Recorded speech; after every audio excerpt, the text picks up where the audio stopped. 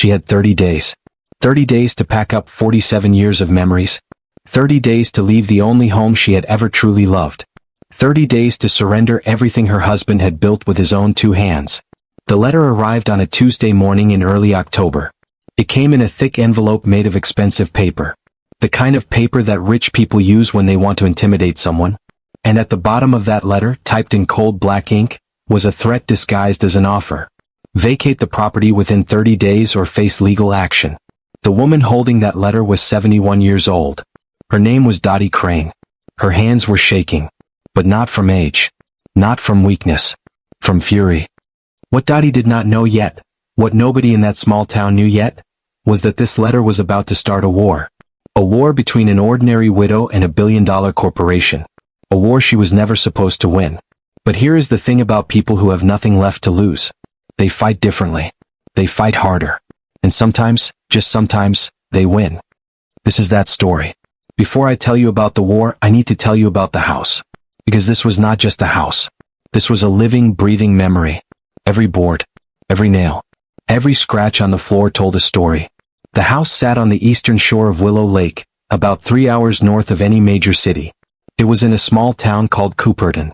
The kind of town where everybody knows everybody. Where people wave at each other from their cars. Where the same families have lived for generations. The house itself was simple. 2 stories. White wooden siding that Dottie repainted every 5 years. A wraparound porch with old rocking chairs that had seen better days. A stone fireplace that Raymond had built himself the year they moved in. And stretching out into the water was a wooden dock. 30 feet long. At the end of that dock hung a rope swing that 3 generations of children had used to launch themselves into the cool lake water. Raymond Crane built that dock with his own hands in the summer of 1978. It took him the entire summer. 3 months of sawing and hammering and measuring. 3 months of splinters and sweat and sunburns. Dottie would bring him lemonade every afternoon. Their kids, just little ones back then, would play in the shallow water while their father worked. When Raymond finally finished, he stood at the end of that dock and looked back at his house. At his wife. At his children. And he said something Dottie never forgot. He said, "This is it. This is everything I ever wanted. Right here." They lived in that house for 41 years together. 41 years of Christmas mornings by the fireplace. 41 years of summer barbecues on the porch. 41 years of watching their children grow up. Graduate. Get married. Have children of their own. 41 years of sitting on that dock, watching the sunset paint the water orange and pink, talking about everything and nothing. Then, 6 years ago, Raymond had a heart attack. It happened on a Sunday morning. Quick and sudden. The doctors said he probably did not feel any pain. He was there one moment and gone the next. Dottie found him in his favorite rocking chair on the porch. He looked peaceful. Like he was just sleeping. Like he might wake up any moment and ask her what was for breakfast. But he never woke up. After the funeral, everyone expected Dottie to sell the house. Her daughter, Caroline, lived in Denver. Her son, Marcus, lived in Florida. Neither of them could take time off to visit more than twice a year. The house was 3 hours from the nearest hospital. Dottie was 65 years old and living alone. It made sense to sell. To move somewhere closer to family. To start a new chapter. But Dottie refused. How could she leave? How could she walk away from the porch Raymond built? From the dock he spent an entire summer constructing? From the kitchen where she taught her daughter to bake? From the bedroom where she and Raymond had watched the sunrise together for 4 decades? Every room in that house held a piece of her heart. Every floorboard creaked with memories. The house was not just a building. The house was Raymond. Leaving that house would be like leaving him behind. And she could not do that. She would never do that. So she stayed. For 6 years, Dottie lived alone in that lake house. She woke up every morning and drank her coffee on the porch. She tended her garden. She fed the ducks that swam past the dock every afternoon. She called her children once a week and her grandchildren whenever she could. It was a quiet life. A simple life. But it was her life. And then the letter came. The letter was from a company called Whitmore Development Group. If you have never heard of them, do not worry. Most people have not. They prefer it that way. They operate in the shadows. Buying land. Building resorts. Making billions of dollars by taking beautiful places and turning them into playgrounds for the wealthy. Whitmore Development Group was run by a man named Preston Whitmore III. Third-generation money. The kind of money that makes people believe the rules do not apply to them. The kind of money that makes people believe they can take whatever they want. And what Preston Whitmore III wanted was Willow Lake. All of it. His plan was called the Willow Lake Resort and Spa. 250 hotel rooms. 18 holes of golf. A private marina. 3 restaurants. A full-service spa. The kind of place where rooms cost $800 a night. The kind of place where the people who actually built the town could never afford to set foot inside. To build this resort, Whitmore needed to buy every single property on the eastern shore of the lake. He had already purchased 11 of them. Some people took his money and left. He offered them fair prices, sometimes even generous prices, and they decided to start over somewhere else. Some people fought back. They hired lawyers. Filed complaints. But eventually the legal bills piled up and they surrendered. And some people were simply scared away. Threatened with lawsuits. Buried in paperwork. Harassed until they gave up. After 18 months of work, Preston Whitmore had acquired 11 properties. Only one remained. 47 Lakeshore Drive. Dottie Crane's Lake House. The letter she received that October morning was not a friendly offer. It was not a polite request. It was a carefully worded threat. Dottie read it 3 times to make sure she understood. The letter claimed that her property had significant structural violations dating back several decades. It claimed that a portion of her dock extended beyond her property line into territory now owned by Whitmore Development Group. It claimed that these issues could result in costly litigation and potential condemnation proceedings. And then, at the very end, the letter made an offer.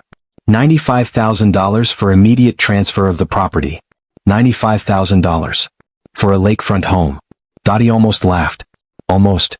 Her neighbor, Harold Fisher, had sold his lakefront property to Whitmore the previous year. Harold's property was smaller than hers. Less waterfront footage. The house was newer but nothing special. Harold received $2.4 million. $2.4 million. And they were offering Dottie $95,000. This was not a real offer. This was an insult. A slap in the face. Whitmore was not trying to buy her home. Whitmore was trying to steal it. They were betting that a 71-year-old widow would be too scared to fight back. Too poor to afford lawyers. Too tired to deal with the stress. They were betting wrong. Now, before I continue, I need to ask you something. Have you ever received news so shocking, so unfair that your whole body went cold?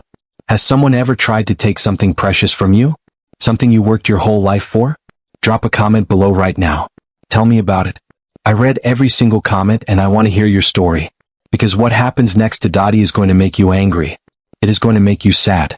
And by the end, I promise you, it is going to make you stand up and cheer. But we are not there yet. Not even close. That night, Dottie called her daughter. Caroline lived in Denver with her husband and 2 teenage sons. She worked as a pharmaceutical sales representative, which meant she spent half her life on airplanes and the other half in hotels. Dottie told her about the letter. She read it word for word over the phone. She explained the ridiculous offer. The threats disguised as legal language. And then Caroline said something that broke her heart. "Mom, maybe you should consider it." Silence. Consider what? Taking their offer. Selling the house. Dottie could not speak. She could not breathe. "Mom, I know that house means everything to you. But you are 71 years old. You are living alone on a lake 3 hours from the nearest hospital. What happens if you fall? What happens if you have a medical emergency? Marcus and I have been talking and maybe this is a sign. A sign of what? That it is time to move on. We could find you a beautiful condo near us. You could see your grandchildren every week instead of twice a year. You could finally relax." Caroline. "Yes. That house is your father's soul. Every nail and every board. Every memory we ever made as a family. You want me to sell his soul for $95,000? Caroline sighed. "Dad has been gone for 6 years, Mom. I know exactly how long he has been gone. I count every single day. That is exactly what I mean. Maybe holding on to that house is holding on to pain. Maybe it is time to start a new chapter." Dottie felt tears burning in her eyes. Not sad tears. Angry tears. "Thank you for your opinion, Caroline. I will handle this myself." She hung up before her daughter could respond. "Let me pause here. I need to know what you are thinking. Was Caroline wrong? Was she being selfish? Or was she genuinely worried about her mother? Drop a comment below. Tell me whose side you are on. Dottie or Caroline. Because here is the thing about family. Sometimes the people who love us the most are the ones who hurt us the most. Sometimes they are trying to help. Sometimes they are trying to control. And sometimes, they are hiding something. Keep that in mind as this story continues. Because Caroline was not telling her mother everything. Not even close. 3 days after the letter arrived, a black SUV pulled into Dottie's driveway. It was early afternoon. The sun was high. The lake was calm. It was the kind of peaceful autumn day that Dottie usually loved. But the moment she saw that SUV, she knew the peace was over. 2 men got out. Both wore expensive suits. Suits that probably cost more than Dottie spent on groceries in a year. Both had the kind of faces that never smiled. Cold eyes. Hard jaws. Dottie watched them from the window. Her heart was pounding. Every instinct told her not to answer the door. To hide. To pretend she was not home. But that was not who she was. She had never run from anything in her life. She was not about to start now. She opened the door before they could knock. Mrs. Crane? The taller man spoke. He had gray hair and cold blue eyes that looked like they had never known warmth. That is right. My name is Mitchell Drake. I am Vice President of Acquisitions for Whitmore Development Group. This is our attorney, Stephen Marsh. The attorney nodded. He was younger than Drake. He had the kind of smile that did not reach his eyes. We wanted to speak with you personally, Drake said. May we come in? Dottie looked at these 2 men. Their polished shoes on her dusty porch. Their expensive watches catching the sunlight. The way they looked at her home like it was already theirs. No. Drake blinked. Excuse me? I said no. You may not come in. This is my home. Whatever you have to say, you can say it from my porch. Drake's jaw tightened. He clearly was not used to being told no. Not by anyone. Especially not by a 71-year-old woman in a cardigan. Very well. His voice was colder now. Mrs. Crane, we are here to make you a final offer. We understand that our previous proposal may have seemed insufficient. We are prepared to increase it. Increase it to what? $175,000. Contingent on your signature today. Today? Today. The attorney stepped forward. He was holding a leather briefcase. I have all the paperwork right here. Sign now, and I can have a check in your hands within 48 hours. You could be moved out by the end of the month. Start fresh somewhere new. Dottie looked at these 2 men. Their fancy suits. Their expensive watches. Their complete certainty that they would get what they wanted. 175,000, she repeated slowly. That is correct. For a lakefront property.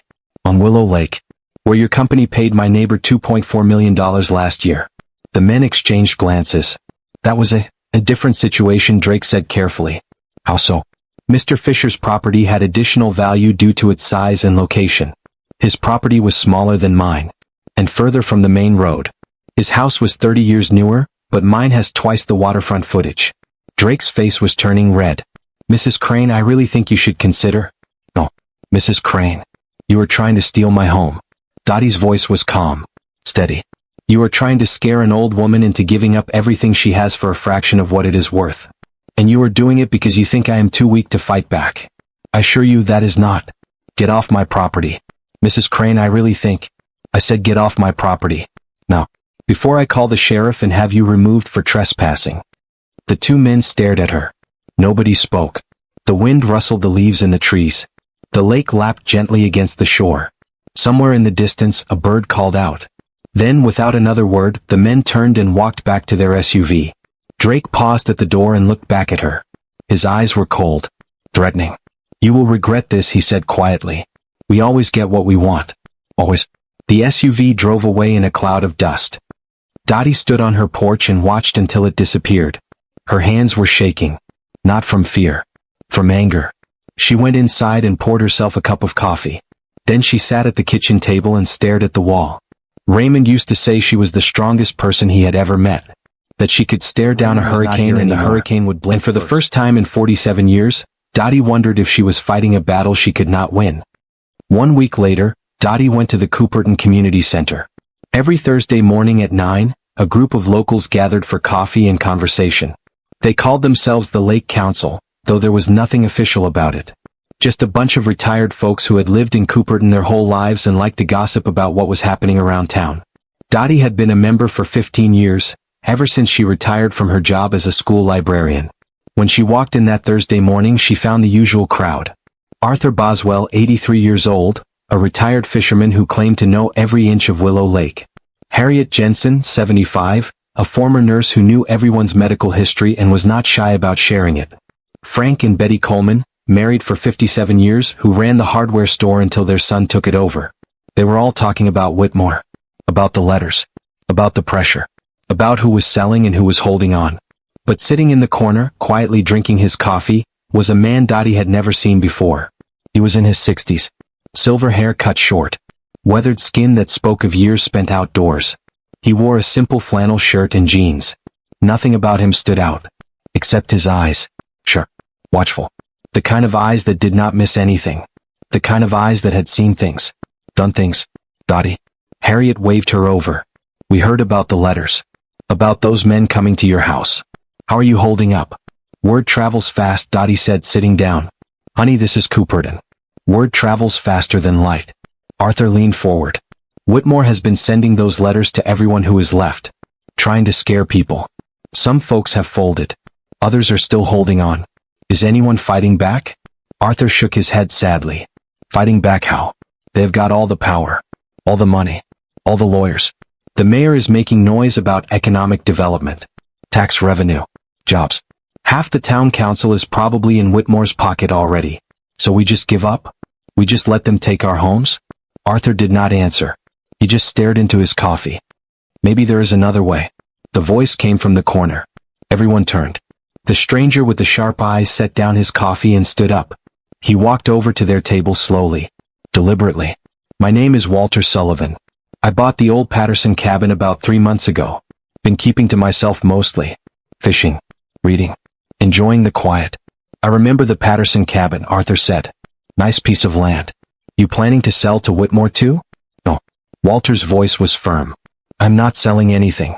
And I have been listening to what you folks have been dealing with. Listening and thinking. Thinking about what? Dottie asked. Walter sat down at their table. Up close, Dottie could see that his hands were rough and calloused. Working hands. But there was something else about him. The way he held himself. The precision of his movements. This was a man with discipline. Training. A past. I used to be a lawyer, Walter said. A long time ago. Practiced in Washington, D.C. for about 30 years. What kind of lawyer? Harriet asked. Started in corporate law. Contracts. Mergers. Big companies buying other big companies. He paused. Then I switched sides. Started doing property rights cases. Environmental law. Cases where big corporations were trying to push around regular people. So what are you doing here? Dottie asked. In Cooperton? I retired 5 years ago. Moved out here to get away from all of it. Fish. Read. Watch the lake. His eyes hardened. But I have been watching Whitmore operate for months now. The way they are buying up property. The tactics they are using. The threats disguised as offers. He looked directly at Dottie. I have seen this playbook before. Many times. And I know how to beat it. Now hold on. A mysterious stranger shows up out of nowhere with exactly the skills they need to fight back? That sounds almost too convenient, right? Let me ask you this. Do you trust Walter Sullivan? Do you think he is really here to help? Or is there something else going on? Drop a comment below. Tell me what your gut is telling you. Because in stories like this, nothing is ever what it seems. Walter Sullivan is definitely hiding something. But let me tell you what he told Dottie that day. Walter leaned forward. Here is what you need to understand about companies like Whitmore Development. They are bullies, but they are also cowards. They only win when people are too scared to fight back. Or too poor to afford a real battle. That is exactly the problem, Dottie said. I cannot afford a real battle. I am a retired librarian living on Social Security and a small pension. I do not have money for lawyers. You do if you do not have to pay for them. What do you mean? There are organizations out there that take on cases like this pro bono. That means free. They specialize in protecting property rights against corporate overreach. If we can document everything Whitmore has done to you and the other property owners here, the lowball offers, the threats, the intimidation, and if we can prove that they are violating fair practice laws, we might be able to get some heavy hitters involved. Heavy hitters? National organizations. Non-profits with deep pockets and armies of volunteer lawyers who live to take down bullies like Preston Whitmore III. Arthur scratched his chin. That sounds great in theory. But how do we prove anything? These Whitmore people are careful. They cover their tracks. Everything they do is technically legal. That is where I come in. Walter smiled for the first time. It transformed his face. Made him look younger. Made him look like someone you could trust. I may be retired, but I still have contacts. People who owe me favors. People who can dig into Whitmore's history and find out if they have done this before. And more importantly, if they have ever crossed the line. Dottie felt something she had not felt in weeks. Oh, it was small. Fragile. like a candle flame in a dark room. But it was there. "Why would you do this?" she asked. "You do not know me. You do not owe me anything. Why would you stick your neck out for a bunch of strangers?" Walter's smile faded. His eyes grew distant, like he was seeing something far away, something painful. "Let us just say, I have seen what happens when good people lose their homes to bad people. I have seen it too many times, and I am tired of sitting on the sidelines watching it happen." He looked at Dottie. "I cannot promise anything. I cannot guarantee we will win. But I can promise you this. If you are willing to fight, I will fight beside you. All the way to the end." Dottie looked at this stranger. This man who had appeared out of nowhere with answers and hope and a plan. Every logical part of her brain said to be cautious, to ask more questions, to wonder what his angle was. But there was something in his eyes. Something real. Something honest. And right now he was the only person offering to help. "Okay," she said finally. "Over the next 2 weeks, tell me what we need to do." Something remarkable happened in Cooperton. Walter Sullivan got to work. He made phone calls. A lot of phone calls. Early in the morning. Late at night. Sometimes Dottie would see the light on in his cabin at 2 in the morning, and she knew he was still working. Still digging. Still searching for something they could use. He contacted former colleagues in Washington. Legal aid societies in Boston and New York. Investigative journalists who specialized in covering corporate corruption. Property rights organizations across the country. And the more he dug, the more he found. It turned out that Whitmore Development Group had done this before. Not once. Not twice. But dozens of times. All across the country. The same pattern. The same tactics. The same results. In coastal Maine, they had bought up an entire fishing village by threatening to have the community dock condemned for safety violations. The violations were invented. The inspectors were bribed. By the time anyone figured out what was happening, the fishermen were gone. Their families were scattered. And construction on a luxury resort had already begun. In upstate New York, they had used eminent domain to seize 200 acres of farmland for a golf course. They claimed it was for economic development. Public benefit.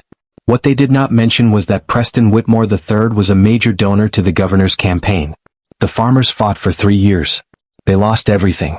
In rural Virginia, they had filed frivolous lawsuits against an elderly couple who refused to sell their property. The lawsuits had no merit. Everyone knew they would be thrown out eventually. But eventually took 2 years. 2 years of legal fees. 2 years of stress. The husband had a stroke. The wife could not afford to keep fighting. They sold for a fraction of what their land was worth. And now in Cooperton they were doing it again. The same playbook. The same tactics. The same cruelty. Walter brought all of this information to the next meeting of the Lake Council. Dottie sat there listening as he laid it all out. The documents. The patterns. The evidence of systematic harassment across multiple states. "This is not just about Cooperton," Walter said. "This is about a company that has made a business model out of stealing land from regular people. They have done it before. They are doing it now. And if nobody stops them, they will keep doing it forever. So what do we do with this information?" Arthur asked. "We use it. We take it to the property rights organizations. We take it to the state attorney general. We take it to the press. We show them that Whitmore is not just aggressive. They are criminal. But we still need proof," Harriet said. "Proof of what they are doing here. In Cooperton. To us." Walter nodded. "That is where all of you come in." One by one, the members of the Lake Council started gathering evidence. Arthur Boswell went through his old records. Decades of documents he had kept in boxes in his garage. And buried in those boxes, he found surveys of Willow Lake dating back to 1924. These surveys proved beyond any doubt that Dottie's dock was exactly where it was supposed to be. It had not moved an inch since Raymond built it in 1978. Whitmore's claim that it was trespassing on their property was a complete lie. Harriet Jensen started talking to her former colleagues at the county hospital. 2 of them remembered something strange. About a year ago, some investors had come around asking questions about local property owners. Asking about their medical histories. Their financial situations. Whether they had family nearby. Medical histories that should have been private. Protected by law. Someone at that hospital had been feeding information to Whitmore. Helping them identify which property owners would be easiest to pressure. Frank Coleman dug through the hardware store's old receipts. And he found something disturbing. Over the past year, Whitmore had been paying local contractors extra money. Not for construction work. For something else entirely. They were paying contractors to refuse work on properties belonging to people who would not sell. If your roof needed repairs and you had refused Whitmore's offer, suddenly no roofer in town would return your calls.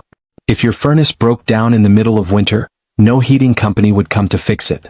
They were trying to make life impossible for anyone who resisted.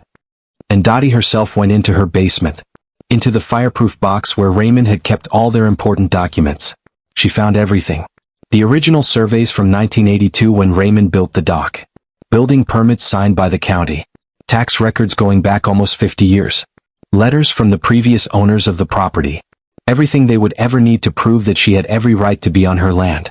Within 2 weeks, they had assembled a mountain of documentation. Proof of harassment. Proof of lies. Proof of a coordinated campaign to drive people from their homes. Walter sent all of it to a national property rights organization based in Washington. 3 days later he got a call. They were interested. Very interested. But while Walter and the Lake Council were building their case, Whitmore Development was building something too. A counterattack. The first sign of trouble came 8 days after the men in suits visited Dottie's house. She was sitting on her porch, drinking her morning coffee, watching the mist rise off the lake. It was peaceful. Quiet. The kind of morning Raymond used to love. Then a county truck pulled into her driveway. A young man in a county uniform got out. He was carrying a clipboard. His name tag said building inspector. Mrs. Crane? Yes. I am here to conduct a building inspection. We have received reports of potential safety violations at this property. Dottie felt her stomach drop. Reports from who? The young man glanced at his clipboard nervously. I am not at liberty to say, ma'am. But the county has a responsibility to investigate all complaints. So someone can just make up a complaint and you have to come investigate?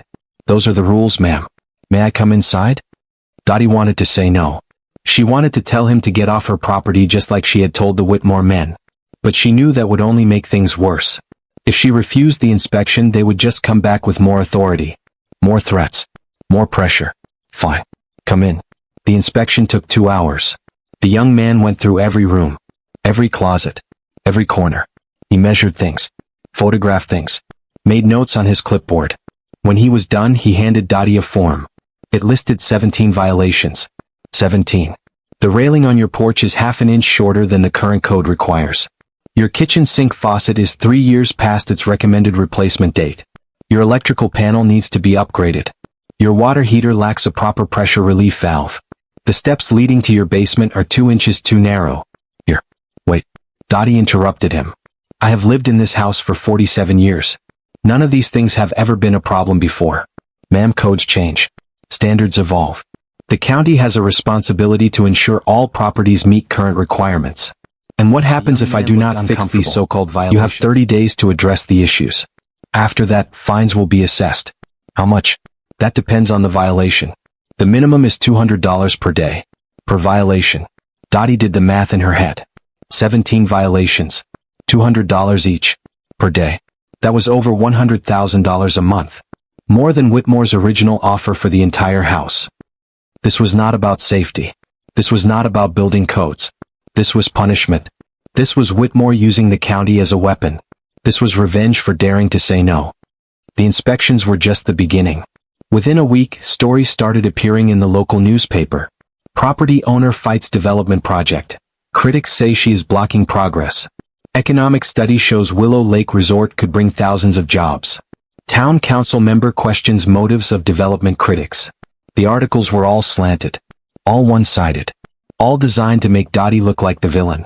They painted her as a stubborn old woman standing in the way of prosperity. They quoted anonymous sources who called her difficult, unreasonable, selfish. They never mentioned the lowball offers. Never mentioned the threats. Never mentioned the intimidation. They never told the truth. Dottie started getting looks in town. People who had smiled at her for years now avoided eye contact.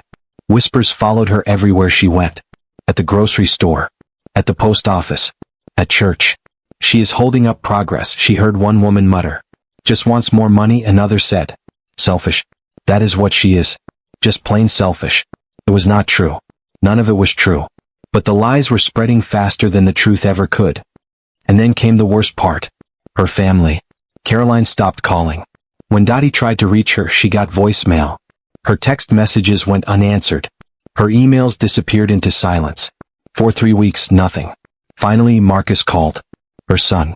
The one who had always been on her side. Caroline is upset, Mom. Upset about what? That I will not roll over and let them steal my home? Marcus sighed. She thinks you are being stubborn.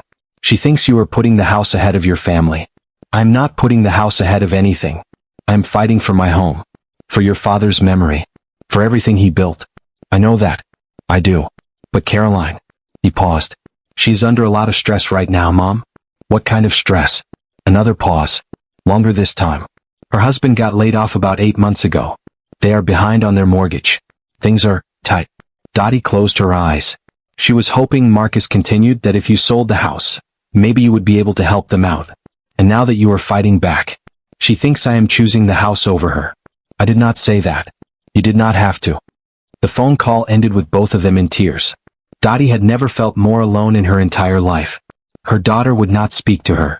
Half the town thought she was a villain. The county was threatening her with fines that would bankrupt her. And a billion-dollar corporation was doing everything in its power to destroy her. She sat on the porch that night staring out at the lake. The dock Raymond built was dark against the water. The rope swing moved gently in the breeze. What do I do, Raymond? She whispered into the darkness. What would you tell me to do? But there was no answer. Just the wind. Just the water. Just the endless silence. Let me stop here for a moment. I need to ask you something important. If you were Dottie, if you were facing all of this, the threats, the fines, the lies, your own family turning against you, would you keep fighting? Or would you give up? Be honest. Drop a comment below. Tell me what you would do.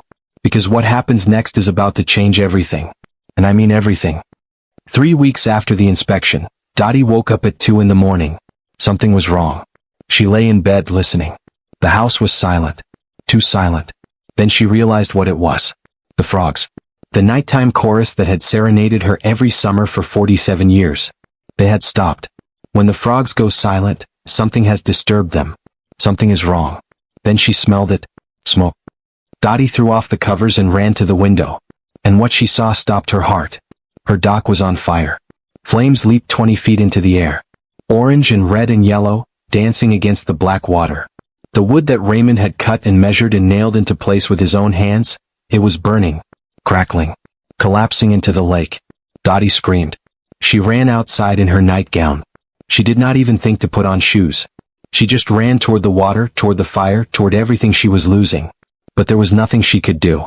The fire was too big, too hot, too fast. By the time the volunteer fire department arrived 15 minutes later, the dock was gone. Just gone. Nothing left but charred pilings sticking up out of the water like black bones. Decades of memories reduced to ash and smoke drifting across the lake. Dottie stood on the shore, wrapped in a blanket someone had given her. She was shaking. Not from the cold. The fire chief came to stand beside her. He was a big man with kind eyes. Mrs. Crane. I'm sorry. I'm so sorry. She did not respond. She could not. We found evidence of accelerant. Gasoline probably. This was not an accident. This was arson. Dottie already knew. Do you have any idea who might have done this? She turned to look at him. Her eyes were dry. She had no tears left. Yes, she said quietly. I have an idea. I need to stop again. I need you to understand what just happened. Someone set fire to Dottie's dock. The dock that Raymond spent an entire summer building with his own hands. The dock where their son proposed to his wife. The dock where 3 generations of children had played and swum and made memories. They burned it. In the middle of the night. To send a message. Type justice in the comments if you think Dottie deserves to win this fight. Type keep going if you are still with me on this journey. Because this story is not over. Not by a long shot. The night after the fire, Walter came to see Dottie. She was sitting at the kitchen table. The same table where she had read the first letter. The same table where she and Raymond had shared thousands of meals. Thousands of conversations. A lifetime. She looked exhausted. Defeated. Walter sat down across from her. I need to tell you something, he said. Something I should have told you from the very beginning. Dottie looked up at him. What is it? Walter took a deep breath. 30 years ago I was a corporate lawyer. I told you that. But I did not tell you everything. He folded his hands on the table. I did not just work for big companies. I helped them. I helped them acquire property. I helped them negotiate deals. I helped them find loopholes and exploit regulations and wear people down. His voice dropped lower. I was part of the problem, Dottie. I was one of the people who did what Whitmore is doing now. I told myself it was just business. Just how the system worked. I told myself the people we pushed out would be fine. They would move on. They would start over. What changed?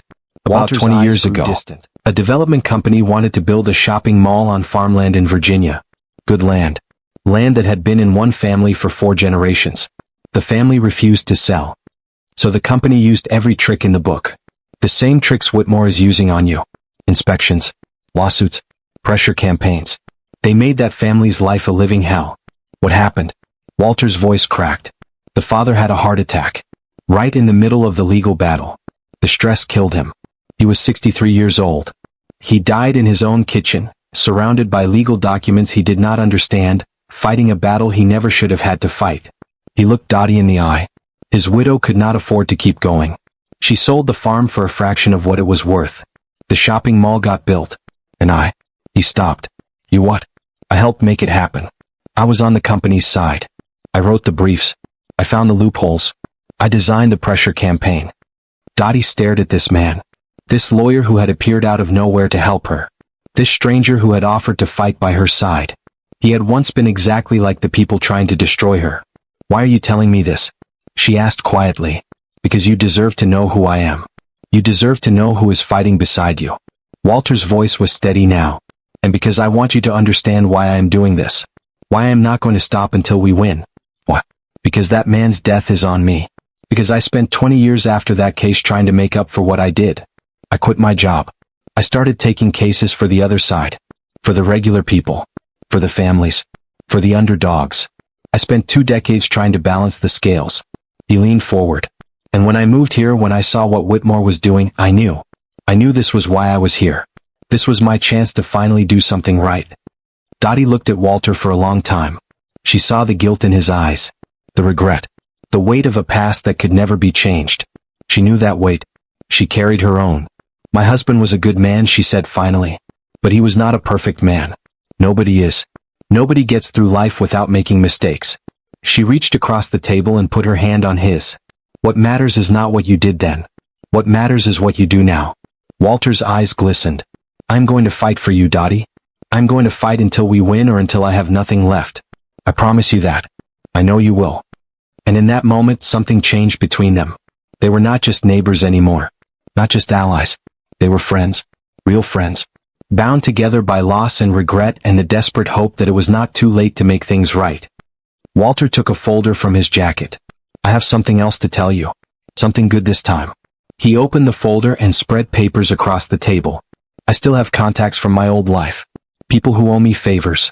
One of them works for a company that does business with Whitmore Development. What kind of business? Insurance. They provide liability coverage for Whitmore's development projects. And here is the thing about insurance companies, Dottie. They keep records. Detailed records. They know about every complaint, every lawsuit, every incident that has ever happened on a Whitmore property. Dottie leaned forward. How does that help us? Because if Whitmore has a history of problems, environmental violations, safety issues, harassment of property owners, the insurance company would know about it. And if we could get access to those records, we would have proof. Exactly. Walter pointed to one of the papers. About 3 years ago, a woman named Patricia Holloway filed a complaint with this insurance company.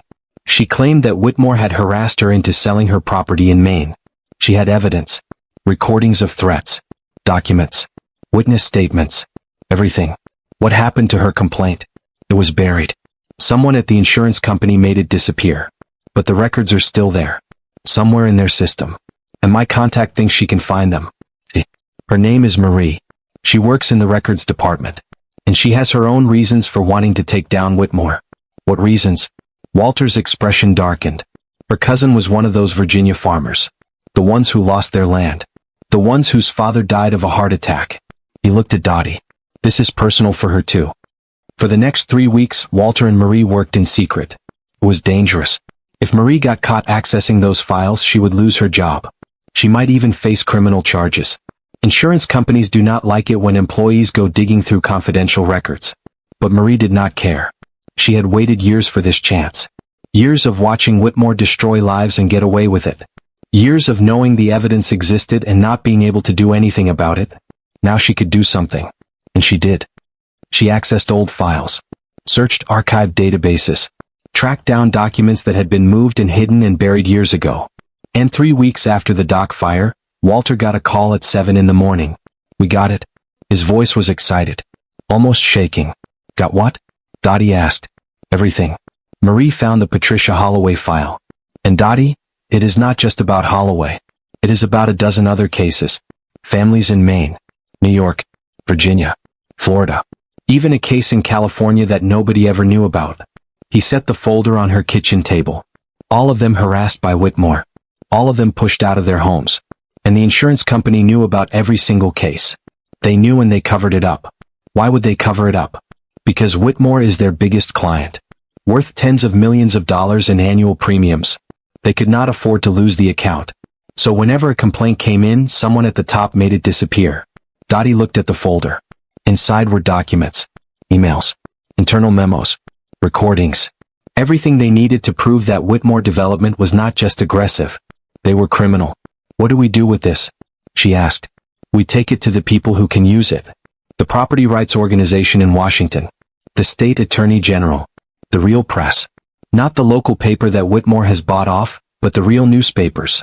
The ones that still care about the truth." Walter smiled. "We are going to blow this whole thing wide open." But Walter knew the evidence alone was not enough. Marie had taken a huge risk getting them those documents. If they used the files directly in court, she would be exposed. Her fingerprints were all over them. She could go to prison. They needed another way. They needed people who would come forward publicly. Witnesses. Victims. People who had nothing left to lose and everything to gain by telling the truth. So Walter traveled. He drove to Maine. Flew to New York. Took a bus to Virginia. Visited every family that appeared in those insurance company files. Most of them were broken. Defeated. They had lost their homes and their hope years ago. They wanted nothing to do with another fight. But not all of them. Patricia Holloway was 78 years old. A small room with a view of the ocean that had once been her backyard. She had lost her beachfront cottage 6 years ago. Her health had never recovered from the stress. But her mind was sharp. And her anger was still burning. "I have been waiting for this," she told Walter when he visited. "I knew someone would come eventually. Someone who cared enough to listen." She gave him everything. Names. Dates. Recordings she had hidden away for years. Documents she had kept in a safety deposit box, waiting for the right moment. "Make them pay," she said, grabbing his hand with surprising strength. "Make them pay for what they did to me. And make them pay for what they are doing to that poor woman in Cooperton." When Walter returned home 2 weeks later, he had 7 witnesses. 7 people willing to testify publicly about what Whitmore Development had done to them. 7 families whose lives had been destroyed by corporate greed. 7 stories that the world was about to hear. The National Property Rights Organization moved fast. Within 48 hours of receiving the evidence, they had assembled a legal team. Pro bono. Free of charge. 12 lawyers from across the country who specialized in exactly this kind of case. They filed a formal complaint with the state attorney general. They contacted investigative journalists at 3 major newspapers. They prepared a civil lawsuit against Whitmore Development Group on behalf of Dottie and the other Cooperton property owners. And for the first time since this nightmare began, Whitmore Development was on the defensive. But Preston Whitmore III did not become a billionaire by giving up easily. When he learned what was happening, when his lawyers told him about the evidence and the witnesses and the legal team assembling against him, he made a decision. If he could not win this fight fairly, he would win it another way. He would make it personal. Walter Sullivan disappeared on a Tuesday evening. He had driven to Burlington for a meeting with the property rights organization. The meeting went well. They were making progress. Real progress. For the first time, it looked like they might actually win. He left the meeting at 6:30 in the evening. He called Dottie from the road to give her an update. He sounded happy. Hopeful.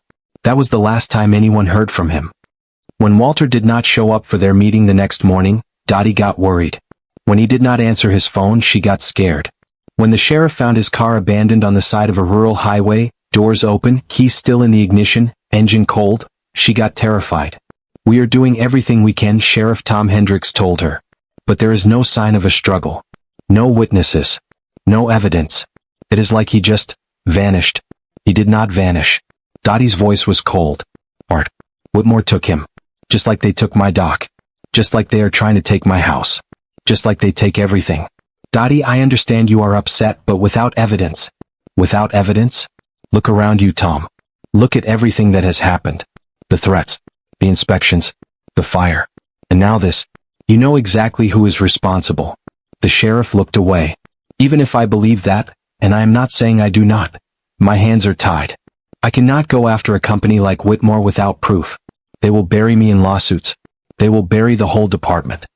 Dottie walked out of the sheriff's office without another word. She had never felt so helpless in her entire life. 2 days later, an envelope was slipped under her door. It arrived sometime in the night. No postmark. No return address. Just a plain white envelope with her name written on it in block letters. Dottie's hands trembled as she opened it. Inside was a photograph. The photograph showed Walter Sullivan. He was tied to a metal chair in what looked like an abandoned warehouse. Concrete floor. Bare walls. A single harsh light hanging from the ceiling. His face was bruised. His left eye was swollen shut. Blood had dried on his lip and chin. His shirt was torn. But he was alive. She could see that. His eyes were open. Defiant even in pain. On the back of the photograph, someone had written 4 words in black marker. Drop it or else. Dottie sat down at the kitchen table. She stared at that photograph for a long time. This man had come out of nowhere to help her. He had dedicated months of his life to her cause. He had traveled across the country gathering evidence and witnesses. He had put himself in danger over and over again. And now he was paying the price. Because of her. Because she had refused to sell. Because she had dared to fight back. Dottie did not sleep that night. She sat on the porch wrapped in Raymond's old jacket, staring out at the lake. At the place where the dock used to be. At the charred pilings that still stuck up out of the water like gravestones. She could end this. Right now. Tonight. She could call Whitmore's number. Accept whatever offer they made. Sign whatever papers they wanted. Walk away. Walter would be released. The fight would be over. The stress would end. But everything they had worked for would be lost. The witnesses. The evidence. The chance to hold Whitmore accountable. The chance to make sure they never did this to another family. All of it. Gone. She thought about Raymond. What would he want her to do? Raymond had been a fighter. He had stood up to bullies his whole life. He had taught their children to never back down from what was right, no matter the cost. But Raymond had also been a practical man. He had known when to hold on and when to let go. He had known that some battles were not worth dying for. What would he tell her now? She closed her eyes and tried to hear his voice. Tried to remember what he sounded like. The way he laughed. The way he said her name. But all she heard was silence. And in that silence, she made her decision. This is the moment. The moment where everything hangs in the balance. Dottie has to choose. Give up and save Walter. Or keep fighting and risk losing him forever. There is no right answer. There is no easy path. What would you do? I'm serious. Drop a comment right now. Tell me your choice. Because what Dottie does next surprised everyone. Including Whitmore. Dottie did not call Whitmore. She did not give up. She did not surrender. Instead, she picked up the phone and called a news station. Not a local news station that Whitmore had already bought off. Not a regional station that might be afraid of a lawsuit. She called a national news network. One of the biggest in the country. And she told them everything. She told them about the lake house. About the letters. About the threats and the inspections and the fire. She told them about Walter Sullivan and the evidence he had gathered. She told them about the photograph. And then she said something that changed everything. I am 71 years old. I have lived in my home for 47 years. I am not afraid of Preston Whitmore. And I am not going to be silent anymore. The news producer on the other end of the line was quiet for a moment. Then she said, Mrs. Crane, can you be in New York tomorrow morning? 2 days later, we want to put you on. It was everywhere. Every major network. Every newspaper. Every website. Every social media platform. Breaking news. Lawyer kidnapped after exposing corporate corruption scheme. Elderly widow fights back against billion-dollar developer. Whitmore Development accused of systematic harassment and intimidation. The photograph of Walter was shown on national television. Dottie's interview played on every channel. The 7 witnesses came forward publicly, telling their stories to millions of viewers. Patricia Holloway gave an interview from her nursing home in Maine. Her voice shook with emotion as she described what Whitmore had done to her. How they had stolen her home. How they had destroyed her health. How she had waited 6 years for someone to listen. And at the center of it all was Dottie. The 71-year-old widow who refused to back down. The symbol of everyone who had ever been bullied by someone with more money and more power. The face of a fight that suddenly belonged to the entire country. The response was immediate. Within 24 hours, Whitmore Development Group was in full crisis mode. Their stock price dropped 15%.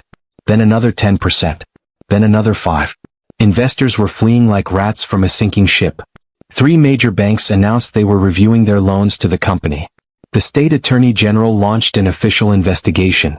The FBI opened a federal inquiry into the kidnapping. And Preston Whitmore III, the man who had never lost, the man who always got what he wanted, was forced to hold a press conference. He stood at a podium in front of the Whitmore Development headquarters, surrounded by lawyers and public relations people, sweating under the television lights. "We categorically deny any involvement in the disappearance of Mr. Sullivan," he said, reading from a prepared statement. His voice was shaking. "We are cooperating fully with law enforcement and—" A reporter cut him off. "Mr. Whitmore, what about the 7 witnesses who have come forward with allegations of harassment? What about the internal documents showing a pattern of intimidation across multiple states?" Whitmore's face turned red. "Those documents were obtained illegally. They are being taken out of context. We will be pursuing legal action against anyone who—" Another reporter interrupted. "Mr. Whitmore, do you have any comment on the fact that your company's insurance provider has just announced it is dropping your coverage due to, and I quote, unacceptable risk levels?" Preston Whitmore III had no comment. He walked off the stage surrounded by handlers. His shoulders were slumped. His face was pale. He looked like a man who had just realized his empire was crumbling. Because it was. 48 hours after the story broke, Walter Sullivan was found.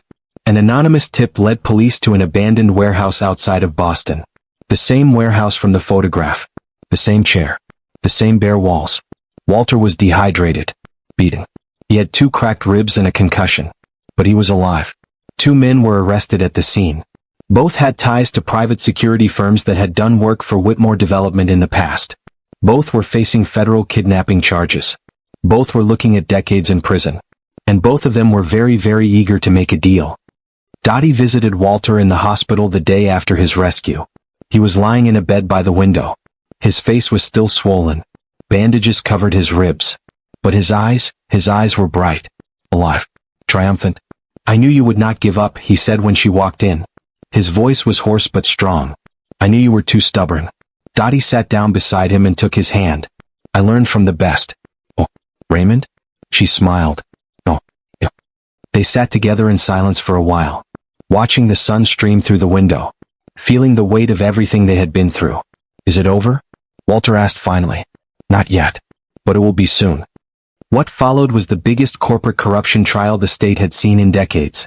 Preston Whitmore III was charged with conspiracy to commit kidnapping, extortion, witness intimidation, fraud, money laundering, and a dozen other crimes that carried sentences of decades in prison. The evidence was overwhelming. The insurance company documents that Marie had found, the testimony of the 2 kidnappers who had turned state's evidence, the 7 witnesses who told their stories under oath, the internal emails and memos that showed a pattern of criminal behavior going back more than 10 years.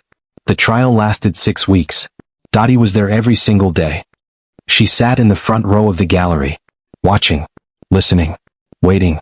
She saw Preston Whitmore squirm as witnesses described what his company had done to them. She saw his lawyers scramble to explain away document after document. She saw the jury's faces harden as the evidence mounted. And on a Thursday afternoon in late October, almost exactly 1 year after she had received that first letter, the jury came back with their verdict. Guilty. On all counts. The courtroom erupted. Cameras flashed. Reporters shouted questions. Preston Whitmore sat frozen at the defense table, staring straight ahead, unable to comprehend what had just happened. He had never lost. He always got what he wanted. Until now. The judge sentenced him to 25 years in federal prison. Whitmore Development Group was ordered to pay restitution to every family they had harassed. Millions of dollars. Enough to rebuild lives. Enough to restore what had been taken. The Willow Lake Resort and Spa was never built. And Dottie Crane went home. The day the verdict was announced, Dottie drove back to Cooperton. The whole town turned out to greet her. People lined the main street, cheering and waving signs. People who had whispered behind her back were now shouting her name. People who had avoided eye contact were now rushing to shake her hand. The woman from the grocery store, the one who had called her selfish, pushed through the crowd. She was crying. "I am so sorry," she said, throwing her arms around Dottie. We should have stood with you from the beginning. We should have believed you. We should have fought beside you. Dottie hugged her back. It is okay. What matters is that we are all standing together now. That evening there was a celebration at the community center. The whole town came. Arthur and Harriet and Frank and Betty. The sheriff who had finally done the right thing. The firefighters who had tried to save the dock. Neighbors and friends and people Dottie had known her entire life. Walter was there too. Still moving slowly. Still healing. But smiling. You did it, he told her. You actually did it. We did it, she corrected him. None of this would have happened without you. I just helped. You were the one who refused to give up. You were the one who inspired everyone else to keep fighting. He raised his glass. To Dottie Crane. The bravest person I have ever known. The room echoed the toast. And for the first time in a very long time, Dottie felt like she was not alone.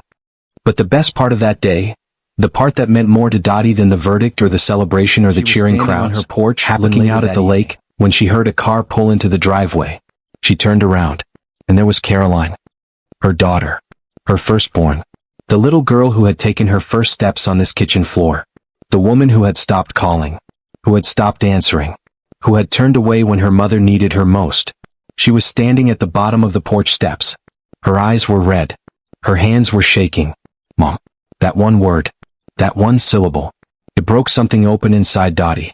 Caroline. I'm so sorry. Caroline's voice cracked. I was wrong. About everything. I was so caught up in my own problems that I forgot what really matters. What matters? Family. This house.